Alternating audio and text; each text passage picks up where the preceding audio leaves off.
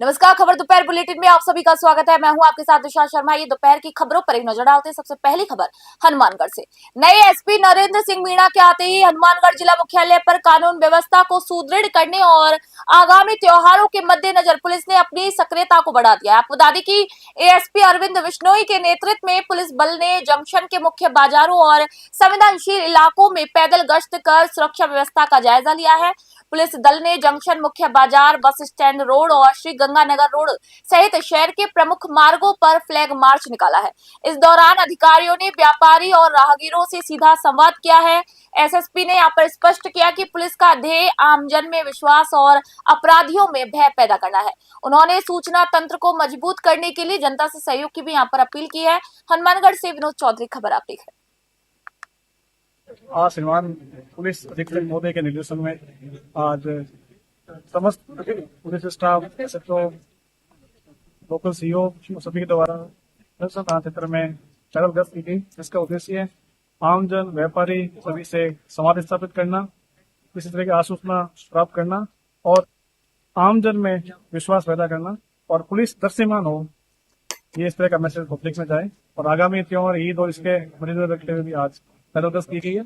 आगे भी थाना स्तर पे भी इस तरह की पैदल गश्त संबंधित एसएचओ और सीओ के द्वारा की जाएगी और आपको आगामी दिनों में पुलिस आपको दृश्यमान दिखेगी। तो हमारे नाकाबंदी पॉइंट हमारे चल रहे हैं पहले से, इसके साथ साथ हम और इसमें एक्सरसाइज करेंगे। हनुमानगढ़ से एक और खबर आपको बता रहे हैं। हनुमानगढ़ जिले के ग्राम पंचायत थालड़ गांव में लोक आस्था और अखंड सौभाग्य का जो है पर्व गणगौर बड़े ही धूमधाम और हर्षोल्लास के साथ मनाया गया। इसी अवसर पर पूरे क्षेत्र में उत्सव जैसा माहौल भी नजर आया और राजस्थानी संस्कृति की छटा भी यहाँ पर नजर आई। कार्यक्रम में महिला और युवतियों ने पारंपरिक राजस्थानी वेशभूषा और गहनों में सज धज कर माता गणगौर और ईसर जी की विधि विधान से पूजा अर्चना की है। महिलाओं ने सामूहिक रूप से गणगौर के लोक गीत गाए और सुखी वैवाहिक जीवन और परिवार की खुशहाली की यहाँ पर कामना की है। खेले गणगौर जैसे गीतों पर महिलाओं ने जमकर नृत्य किया। इस भव्य उत्सव की मुख्य आयोजक बबीता स्वामी रही। आपको बता दें कि मीडिया से बात करते हुए उन्होंने कहा कि गणगौर हमारी समृद्ध संस्कृति और परंपराओं का एक प्रतीक है। ऐसे आयोजनों से न केवल आपसी प्रेम बढ़ता है बल्कि हमारी युवा पीढ़ी को भी अपनी जड़ों और विरासतों से जुड़ने का एक सुनहरा मौका मिलता है। हनुमानगढ़ से विनोद चौधरी, खबर आप देख रहे हैं।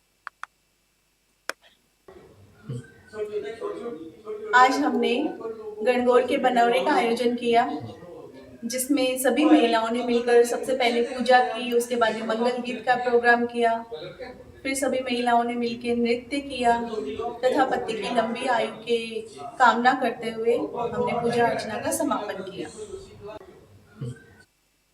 खबर करौली से। करौली जिले में यहाँ पर आस्था का सैलाब उमड़ पड़ा है। आपको बता दें कि करौली जिले में कैला देवी मेले में लाखों की संख्या में श्रद्धालु मां के दरबार में पहुंच रहे हैं। चैत्र नवरात्रि के पावन अवसर पर अब तक करीब 2 लाख पदयात्री मां कैला देवी के चरणों में ढोक लगा चुके हैं। मेले में श्रद्धा, भक्ति और परंपरा का अद्भुत संगम यहाँ पर देखने को मिल रहा है, जहां पर दूर दराज से आए भक्त मां के जयकारों के साथ अपनी मौजूदगी दर्ज करा रहे हैं। मेले में महिलाओं द्वारा निकाली गई 55 मीटर लंबी भव्य चुनरी यात्रा विशेष आकर्षण का केंद्र बनी हुई है।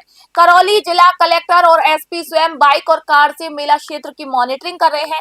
सुरक्षा के लिए भारी पुलिस जाब्ता तैनात किया गया है। वहीं श्रद्धालुओं के लिए अस्थायी रोडवेज, बस स्टैंड और मेला ग्राउंड में पुख्ता इंतजाम किए गए हैं ताकि यातायात सुचारू बना रहे। मंदिर परिसर से लेकर बाजारों तक हर तरफ कैला मैया की जय के स्वर गूंज रहे हैं। पैदल यात्री लंबी दूरियां तय कर दरबार पहुंच रहे हैं और अपनी अपनी मनोकामनाएं मांग रहे हैं। प्रशासन और मंदिर ट्रस्ट की बेहतर व्यवस्थाओं के कारण इतनी भारी भीड़ के बावजूद दर्शन का जो सिलसिला है वो शांतिपूर्ण तरीके से लगातार जारी है। करौली से रवि कुमार शर्मा की खास रिपोर्ट आप देख रहे हैं।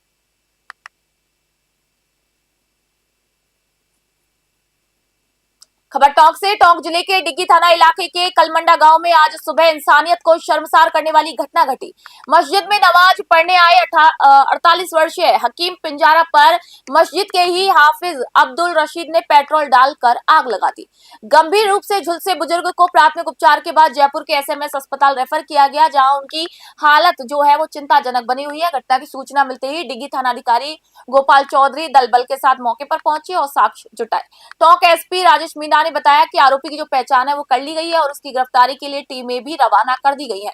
पुलिस शुरुआती जांच में इस बात का पता लगाने में जुटी है कि आखिर पवित्र महीने में ऐसी क्या रंजिश या विवाद था जिसके चलते हाफिज ने इतनी क्रूर वारदात को यहाँ पर अंजाम दे दिया। ईद के त्योहार से एन पहले मस्जिद परिसर में हुई इस घटना के बाद ग्रामीणों में भी भारी रोष है। पुलिस प्रशासन स्थिति पर नजर बनाए हुए है और आरोपी की जल्द गिरफ्तारी की भी यहाँ पर दावा किया जा रहा है। टॉक से ब्रिजेश परिडवाल की खबर आपको बता रहे। ये आज सुबह सूचना मिली थी। ये डिग्गी थाने क्षेत्र में कलमंडा गांव है। तो वहाँ दो व्यक्तियों के बीच में किसी विवाद को लेकर कहासुनी हुई पहले, और फिर एक व्यक्ति है उसके ऊपर पेट्रोल डाल दिया और आग लगाने की सूचना मिली थी। तो आदमी झुलस गया, फिर उसको प्राथमिक उपचार के बाद उसको जयपुर रेफ़र किया है। तो वहाँ हमारे SHO भी है, तो उसके आगे उपचार और बाकी अनुसंधान जारी है उसमें। और जो आरोपी है वो हमारी उसकी पहचान कर ली गई है और जिस भी रास्ते से जहाँ वो गया है उसके लिए टीम लगी हुई है। तो शीघ्र ही उसको भी दस्तयाब करके आगे की कार्रवाई की जाएगी। खबर पुष्कर से। अजमेर जिले की कमान संभालने के बाद अब नए पुलिस अधीक्षक हर्षवर्धन अग्रवाला शुक्रवार को तीर्थ नगरी पुष्कर पहुंचे। एसपी ने सबसे पहले जगत पिता ब्रह्मा मंदिर में विधिवत पूजा अर्चना कर प्रदेश की खुशहाली और अमन चैन की यहां पर कामना की है। दर्शन के बाद उन्होंने मंदिर परिसर की सुरक्षा व्यवस्थाओं का बारीकी से निरीक्षण किया। वही एसपी अग्रवाला ने पुष्कर के व्यस्ततम बाजारों और घाटों की सुरक्षा को लेकर भी तैनात पुलिसकर्मियों को आवश्यक दिशा निर्देश जारी किए। उन्होंने स्पष्ट किया कि धार्मिक स्थलों और संवेदनशील क्षेत्रों में सुरक्षा को लेकर किसी भी प्रकार की कोताही बर्दाश्त नहीं की जाएगी। सुरक्षा के मद्देनजर एसपी ने इजराइल बेतखबाद हाउस का भी दौरा किया और वहां की सुरक्षा व्यवस्थाओं को परखा और आवश्यक दिशा निर्देश जारी किए। पुष्कर से सीताराम गहलोत की खबर आपको बता रहे हैं। ज्वाइनिंग के बाद ब्रह्मा जी के दर्शन करने आया हूँ। साथ ही ब्रह्मा मंदिर की जो सुरक्षा व्यवस्था है, पुष्कर की जो ट्रैफिक को रिलेटेड इश्यूज है उसको एक बार देखने आया हूँ। कैसे पुलिस जो है इसको बेहतर कर सके, जो ट्रैफिक है वो स्मूथली चल सके। साथ ही शाहबाद हाउस है जहाँ पर अपनी पुलिस की गार्ड भी लगी हुई है, उसको देखने के लिए, और जैसे जैसे सुझाव मिले उस प्रकार से इसको समाधान करने का प्रयास किया। ज्वाइनिंग के बाद ब्रह्मा जी के दर्शन करने आया हूँ। साथ ही ब्रह्मा मंदिर की जो सुरक्षा व्यवस्था है, पुष्कर की जो ट्रैफिक को रिलेटेड इश्यूज है।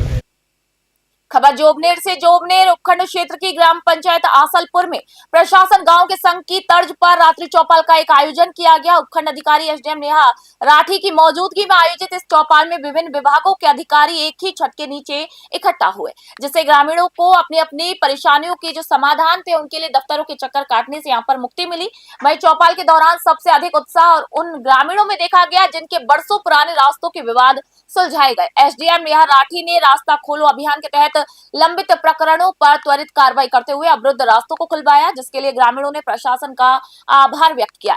चौपाल में राजस्व, कृषि, जलदाय, विद्युत, शिक्षा, चिकित्सा और महिला एवं बाल विकास विभाग सहित सामाजिक न्याय एवं अधिकारिता विभाग के जिला स्तरीय अधिकारी यहाँ पर मौजूद रहे। कार्यक्रम में प्रशासक सरला कुमावत ने कहा कि के तहत आयोजनों से जो आमजन का सरकारी तंत्र पर भरोसा है वो मजबूत होता है।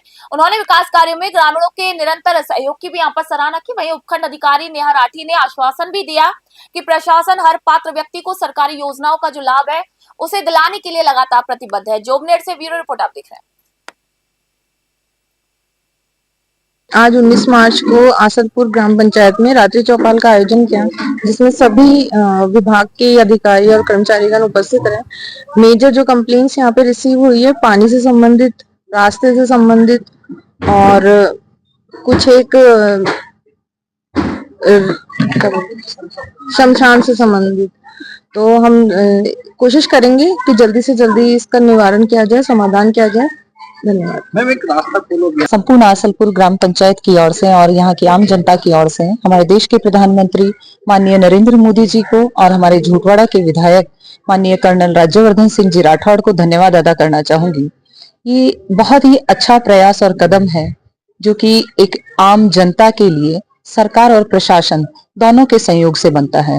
रात्रि चौपाल यानी रात के समय में आम जनता की समस्याओं को सुनना। कई छोटी छोटी समस्याएं ऐसी होती हैं आम जनता की कि कई बार वो अपने दोपहर। खबर दोपहर बुलेटिन में फिलहाल इतना ही। नई अपडेट, नई जानकारियों के लिए देखते रहिए News 21। फिलहाल मैं निशा शर्मा आप सभी से इजाजत चाहूंगी।